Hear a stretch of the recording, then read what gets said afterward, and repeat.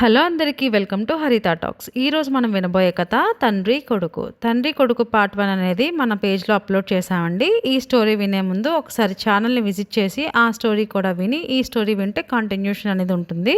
అయితే ప్రస్తుతానికి ఉన్న కథలోకి వెళ్ళిపోదాం. ఈ లోపుగా సత్యనారాయణ మాట ఏమిటి? తన తండ్రి బయటకు వెళ్ళిపోయి ఉంటాడని రూఢీ చేసుకొని సత్యనారాయణ తలుపును కాళ్లతో తన్నాడు. కానీ అవి ఎందుకో చాలా నొప్పి పుట్టాయి. ఇంతలో వంటలక్క వచ్చి తలుపు గొళ్ళెం తీసి, ఇదేమిటి బాబు, మిమ్మల్ని లోపల పెట్టి తలుపు వేసిందెవరు? ఆ సత్యం కుంక కాదు కదా అన్నది. నోర్మి అన్నాడు సత్యనారాయణ కోపంతో. ఎన్నడూ తనని పల్లెత్తి మాట అనని యజమాని నోరు ముయ్యమన్నందుకు వంటలక్క చాలా బాధపడింది. పైకి సూర్యనారాయణలాగా కనిపించేది సత్యనారాయణేనని ఆవిడికేం తెలుసు? సత్యనారాయణ చెంగున మెట్లెక్కి పైకి వెళ్ళటానికి బయలుదేరాడు. తన తండ్రి డబ్బులెక్కడ పెడతాడో వాడికి తెలుసు. కానీ సత్యనారాయణకు చెంగున మెట్లెక్కటం సాధ్యం కాలేదు. ఒళ్ళంతా బరువెక్కినట్లుంది. కాళ్ళు బరువుగా అయిపోయాయి. 2-3 మెట్లెక్కి మెట్ల మీద బోర్లా పడ్డాడు. తల బొప్పి కట్టింది. మోకాలి మీద చర్మం కొట్టుకుపోయింది. ముక్కుతూ మూలుగుతూ మెట్లన్నీ ఎక్కేసరికి కాళ్ళు పీకసాగాయి. రొప్పు వచ్చింది. పోనీ ఆ గారెలు ఆవడలు తినే బయటికి పోదాం, చాలా ఆయాసంగా ఉంది అనుకున్నాడు సత్యనారాయణ. వంటలక్కను కేకవేసి పలహారం పట్టుకురమ్మన్నాడు. వంటలక్క పళ్ళెంలో గారెలు ఆవడలు పట్టుకొచ్చి, ఇప్పుడే కదా తిన్నారు, ఇవి పిల్లవాడి కోసం ఉంచాను, మీరు మళ్ళీ తింటారా? కడుపు నొప్పి వస్తుందేమో అన్నది. అయితే నాకు నువ్వు పలహారం పెట్టవా? కడుపులో నొప్పి అని అబద్ధం ఆడాను. నా కోసం ముంచినవి నాకు పెట్టడానికి ఏడుస్తావేం? పెట్టక్కడ అని సత్యనారాయణ కదమాయించాడు. వంటలక్క తన చెవులను తానే నమ్మలేకపోయింది. తన యజమానికి మతి చెడిందని అనుమానం వేసి నౌకరును పంపి వైద్యుణ్ణి రమ్మని కబురు చేసింది. వైద్యుడు రావటం మేలే అయ్యింది. ఎందుచేతనంటే ఆదరా బాదరా పలహారం తిని సత్యనారాయణ పక్క మీద పడి కడుపు నొప్పితో పొర్లుగింతలు పెడుతున్నాడు. వైద్యుడు కడుపు నొప్పికి మందిచ్చి రాత్రికి వేసుకోమని మాత్రలు కూడా ఇచ్చి వెళ్ళిపోయాడు. వైద్యుడు తనను తమరు అని గౌరవంగా పిలవటం అంత బాధలో కూడా సత్యనారాయణకు ఆశ్చర్యాన్ని కలిగించింది. వైద్యుడు వెళ్ళినాక కొద్దిసేపటికి కడుపు నొప్పి కాస్త సర్దుకుంది. సత్యనారాయణ లేచి బల్లసరుగులో తాళపు చెవులు తీసుకుని డబ్బుల కోసం బీర్వా దగ్గరికి వెళ్ళి చూసి కొట్టినట్లు తుల్లిపడ్డాడు. ఎందుచేతనంటే బీర్వా అద్దంలో తన తండ్రి ప్రతిబింబం కనబడింది. చచ్చాన్రా బాబు అనుకొని సత్యనారాయణ వెనక్కి తిరిగి చూశాడు. తండ్రి కనపడలేదు. మళ్ళీ అద్దంలోకి చూశాడు. అద్దంలో తండ్రి ఆకారం మళ్ళీ కనిపించింది. బట్టతల మీసాలు కనిపించాయి. తన మొహం తడుముకున్నాడు. సత్యనారాయణకు తల తిరిగినట్లు అయ్యింది. తను ఎట్లాగో తన తండ్రి అయ్యాడని గుర్తించాడు. ఈ సంగతి తెలియగానే మొదట దిగులు వేసింది. కానీ మళ్ళీ సంతోషం కూడా కలిగింది. ఇక తన బడికి పోనక్కర్లేదు, దెబ్బలు తిననక్కర్లేదు. ఏది పడితే అది తినవచ్చు, ఎక్కడికి పడితే అక్కడికి పోవచ్చు. డబ్బంతా తనదే. సంతోషంతో ఒక్క గంతు వెయ్యబోయి కుప్పన కూలబడ్డాడు సత్యనారాయణ. ఇప్పుడు వాడికి మరో ఆలోచన కలిగింది. తన తండ్రిగా మారిపోతే తన తండ్రి ఏమైనట్లు? ఈ ప్రశ్నకు సమాధానమల్లే మెట్ల మీద అడుగుల చప్పుడు వినపడింది. 8 ఏళ్ల బొట్టికాయ ఒకడు మెట్లెక్కి వస్తున్నాడు. తీరా చూస్తే ఆ మెట్లెక్కి వస్తున్నది తనే. తన తండ్రికి తన రూపం వచ్చిందని సత్యనారాయణ గ్రహించాడు.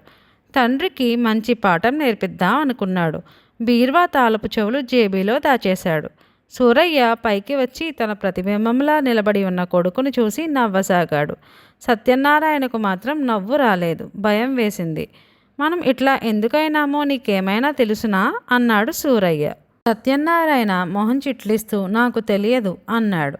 పెద్ద చిక్కే వచ్చి పడింది. నువ్వే నేనని, నేనే నువ్వని మనం ప్రపంచాన్ని నమ్మించటం చాలా ఇబ్బంది అయ్యేటట్లున్నది. నేను బోలెడన్ని వ్యవహారాలు నడపాలి, డబ్బు వసూలు చేస్తూ ఉండాలి. నాకు చేతి నిండా పనులున్నాయి, ఊరి నిండా స్నేహితులున్నారు. ఈ పనులన్నీ ఈ అవతారంలో ఎట్లా చెయ్యను? అందరి దగ్గరకు ఎట్లా వెళ్ళను? ఒకవేళ కష్టపడి నేను ఫలానా అని అందరికీ రుజువు చేసుకున్నా వాళ్ళు నన్ను మామూలుగా చూడరే ఎట్లా అన్నాడు తండ్రి. కొడుకు మొహం చిట్లించి ఏమో నాకు తెలియదు అన్నాడు. అన్నట్లు నీ చదువు మాట ఏమిటి అన్నాడు సూరయ్య. చదువా? ఈ శరీరంతో వెళ్ళి నన్ను బళ్ళో కూర్చోమన్నావా? బాగుంది అన్నాడు సత్యం. ఎట్లా ఏడుస్తుందిరా మరి? నువ్వు బళ్ళోకి వెళ్తావో మాంతావో. చదువుకోకపోతే నీ కర్మాన నువ్వే పోతావు. నా వ్యవహారాలు నేను చూసుకోక తప్పదు అంటూ సూరయ్య దేనికోసమో డ్రాయర్ సరుకులో వెతకసాగాడు. తన తండ్రి బీరువా తాళాల కోసం వెతుకుతున్నాడని సత్యానికి తెలుసు. కానీ చూస్తూ ఊరుకున్నాడు. బీరువా తాళాలు చూడలేదు కదా అన్నాడు తండ్రి. నేనే తీసి దాచాన్లే అన్నాడు సత్యం. నువ్వు తీసి దాచటమేమిటి? నీ మొహం ఇలా ఇవ్వు అన్నాడు సూరయ్య. నువ్వు నాతో మర్యాదగా మాట్లాడడం మంచిది. ఇదివరకల్లా నన్ను ఏమీ తెలియని వాడి కింద జమ కట్టేశావు. ఇక ముందు నాతో మర్యాదగా మాట్లాడకపోతే నేను ఊరుకోను, పట్టుకు తన్నేస్తాను. తన్నటం ఇక నా వంతు. నా మర్యాద మాట ఎట్లా ఉన్నా ఇంతవాణ్ణి నన్ను పట్టుకొని నువ్వు నీ మొహం అంటుంటే ఇంట్లో వంటలక్క దగ్గర నుంచి నా చెవులకు పిడకలు కట్టేస్తారు. నేనది సహించను. నాకు చేతనైనట్లు ఇంటి వ్యవహారాలు నేనే చూస్తాను. నాకెన్నడూ ఒక ఎర్రయ్య గాని ఇచ్చి ఎరగవు. అదేమిటో ఇక ముందు నీకే తెలిసి వస్తుంది. రేపటి నుంచి నా బదులు నువ్వే బడికిపోయి చదువుకో. బడిపంతులు ఎటువంటి వాడో అది కూడా నీకు తెలిసి వస్తుంది అన్నాడు సత్యం. ఈ మాటలకు సూరయ్య మండిపడ్డాడు. 50 ఏళ్ల వయసు వచ్చిన నన్ను ఇప్పుడు పోయి 2వ క్లాసు చదువుకోమంటావట్రా అన్నాడు ఆయన. చదువురాని నాకన్నా అంత చదువు చదివిన నీకు మరీ సులభంగా అన్నాడు సత్యం. నేను బడికి పోను అన్నాడు సూరయ్య ఖచ్చితంగా. పోకపోతే మాస్టర్ వచ్చి పెడరక్కలు విరిచికట్టి లాక్కుపోతాడు అన్నాడు సత్యం. అంత పని చేయిస్తావట్రా అన్నాడు తండ్రి. నువ్వు నన్ను చేయించిన పనే కదా అన్నాడు కొడుకు. కాస్త ఆలోచించి సూరయ్య పంతులు బాగా కొడతాడా అని అడిగాడు. చచ్చేటట్లు కొడతాడు. పాఠం చదివినా కొడతాడు, చదవకపోయినా కొడతాడు. దండం దశగుణం భవేత్ అని ఆయన సిద్ధాంతం. మన మంచి కోసం కొడతాడు. ఆయన చేతివాటం తీర్చుకోవటానికి కొడతాడు. ఏమీ తోచకపోయినప్పుడు కొడతాడు అన్నాడు సత్యం. నన్ను పంతులు కొడితే అన్నాడు సూరయ్య దిగులుగా. నన్ను కొట్టినప్పుడో అన్నాడు సత్యం రోషంగా. దెబ్బలు కొట్టడం దగ్గర వెనకాడవద్దని ఆయనతో నువ్వు చెప్పలా? రూపాలు మారటం అలుసు తీసుకుని తన కొడుకు తన మీద ఇట్లా పగ తీర్చుకోవడానికి ప్రయత్నించడం చూస్తే సూరయ్యకు మండిపోయింది. కానీ ఏం చేయటానికి పాలుపోలేదు. నీ వేషాలు నేను సాగనిస్తాననుకున్నావా?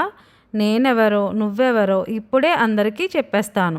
సులభంగా తప్పించుకుందాం అనుకున్నావుగా మోలు అన్నాడు సూరయ్య రోషంగా. సత్యం బిగ్గరగా నవ్వాడు. అతనికి ధైర్యం హెచ్చసాగింది. పిలు, ఇంట్లో వాళ్ళందరినీ పిలు. ఏం చెప్తావో చెప్పు. నువ్వు చెప్పిన నిజమంతా తోసేసి నేను చెప్పే అబద్ధాన్ని నమ్ముతారు. ఆ సంగతి నువ్వే చూద్దువు గాని అంటూ సత్యం వంటలక్కను కేకపెట్టి పిలిచాడు. వంటలక్క వచ్చింది. చూడు సీతారామమ్మ, నేను సూరయ్యను. అడిగో వీడు సత్యం. మా ఇద్దరి శరీరాలు మారాయి అన్నాడు సూరయ్య వంటలక్కతో. వంటలక్క ముక్కు మీద వేలేసుకుని ఆరిపిడుగా నీకిదేం మాటలు అంటూ సత్యం కేసి చూసింది. సత్యం ఆకలేసి పైత్యాన్న పడ్డాడు. తీసుకుపోయి తిన్నన్ని గారెలు ఆవడలు పెట్టు అన్నాడు. కుర్రకుంక అట్లా పేలుతుంటే మక్కెలు విరగదన్నక గారెలు ఆవడలు పెట్టమన్నారా? మీ అలుసే వాణ్ణింతవరకు తెచ్చింది అంటూ వంటలక్క సూరయ్యను రెక్క పట్టుకొని తీసుకుపోయింది. వంట ఇంట్లో సూరయ్య వంటలక్కకు నిజం తెలియజేయాలని విశ్వప్రయత్నం చేశాడు. కానీ లాభం లేకపోయింది. ఆ తరువాత ఇంట్లో పనిచేసేవాడితో కూడా మాట్లాడాడు. ఒరే వీరయ్య, నేను మీ యజమానినిరా, సూరయ్యను అన్నాడు సూరయ్య. వీరయ్య కన్ను మలిపి అందుకు సందేహమేమిటిదరా అన్నాడు. నిజంగారా అన్నాడు సూరయ్య. వీరయ్య మరింత విశాలంగా నవ్వి వెళ్ళిపోయాడు. సూరయ్యకు మతిపోయినట్లయింది. ఎవ్వరూ తన మాటలు నమ్మకపోగా తను అన్న మాటలు తన కొడుకుకు చెప్పేశారు. ఆ రాత్రి సత్యం సూరయ్యతో, నువ్వు తొందరపడి అందరితోటి జరిగింది చెప్పేయకు. వెర్రెత్తిందని అందరూ నిన్ను వెర్రాసుపత్రికి పంపమంటారు. మాట్లాడకుండా ఊరుకో, జరిగేదేమిటో జరగని అని సలహా చెప్పాడు. ఇక మీదట జరగబోయేదేమిటో మనం వచ్చే కథలో తెలుసుకుందాం. మరిన్ని చక్కటి కథలు వినడానికి హరిత టాక్స్ని సబ్స్క్రైబ్ చేయండి. మీకు ఈ వీడియో నచ్చినట్లయితే కనుక లైక్ చేయండి.